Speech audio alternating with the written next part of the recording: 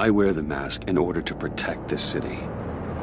But when faced with a new breed of criminals calling themselves the Pact, the direct approach was met with disaster. I had to don a different mask. As Bruce Wayne, I infiltrated their ranks. The plan was to get in, set the trap, and get out. But the plan failed. Now they're one step closer to their goal, and all I have are questions. What is the Pact really after? Why steal Riddler's body? Friend or foe?